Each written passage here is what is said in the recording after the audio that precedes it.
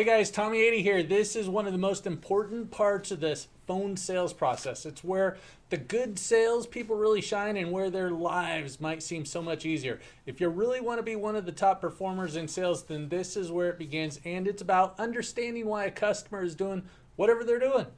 If they're being difficult, it's not just because they want to be difficult, but they're probably wired that way. You've got people that are nice and friendly on the phone and others that seem like there's no chance of selling them something. You've also got others that want all the numbers before they show up, right? Same thing. They're wired that way. Your job is to understand that, not get thrown off because they act a certain way, but you've got to keep your attitude and adapt. Keep in mind that they've got preconceived notions about you, and unless they were referred to you, it's typically not good. Whether you're good or bad, you're a salesperson and they don't know anything about you. But there's no hiding the fact that you're a salesperson. They also have their own thoughts about the buying process, how it should go. Typically, it begins by word of mouth. Someone they know made a purchase. Next is getting on the internet and searching for what they want. Once they stare at it for a while, they pick a couple of dealerships and possibly reach out with a couple of emails, 3 to 4 emails to be semi-exact, and that's where it goes downhill. They expect a salesperson to respond almost immediately to them with some pricing info.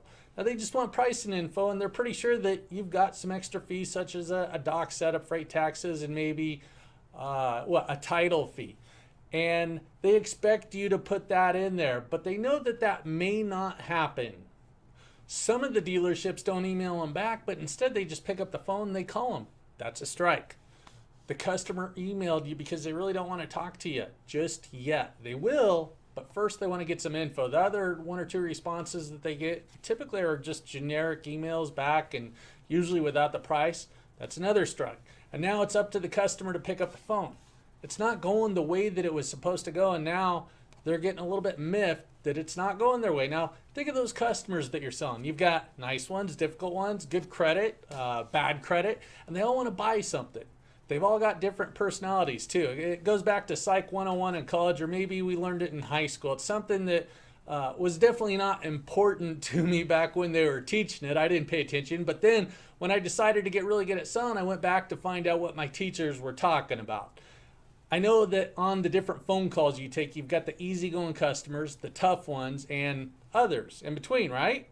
Well, like I said, we're all wired a little bit differently, which means your customers come with one of 4 different personalities. Now, some even have a couple of personalities, bipolar, right? I'm not going to use the in-depth psychobabble that we've all heard at one point, but this is how I see it. You've got the controller, the enthusiast, analytical, and the steady personalities. The controller, that's the person that's dominant. They're pretty straightforward and pretty determined to have things their way. The best thing about this customer, they're quick to make decisions because time is a concern.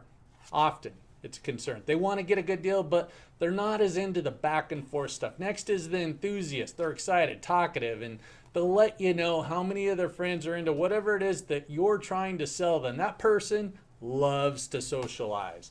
Then the analytical, just like it sounds, they've got to see the figures, think them over, really make sure that it's going to fit in their budget, that it makes sense. They've done all the research before they end up buying. And last is the steady personality.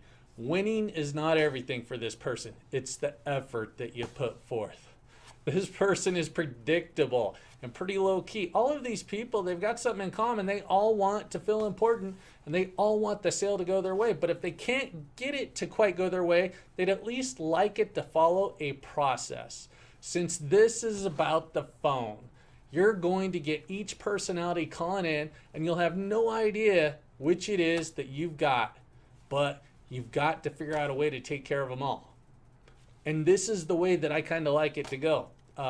Hey, thanks for calling ABC Motorsports. This is Tommy. I can help you. That's my favorite way to answer the phone.